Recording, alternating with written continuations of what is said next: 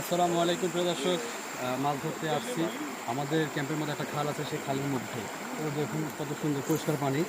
এখানে একটা খেয়া দেবো, দেখি এখানে মাছ কী পরিমাণে পাওয়া যায়।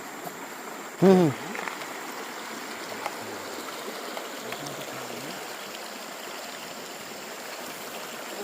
ওয়াও, সেই সুন্দর খাওয়া পড়ছে। খেয়া হয়েছে না? হ্যাঁ, মাছও তো পড়ছে ভাই, হ্যাঁ মাছ পড়ছে। জাল ভেঙে হচ্ছে একবারে। তাই ইস, সত্যি? একদম জাল সাদা হয়ে গেছে। আচ্ছা মাছ, এই দেখো কত মাছ, এই দেখো অনেক মাছ। প্রিয় দর্শক দেখুন, একটা খেয়াও দিছি, এত মাছ উঠিছে জালে।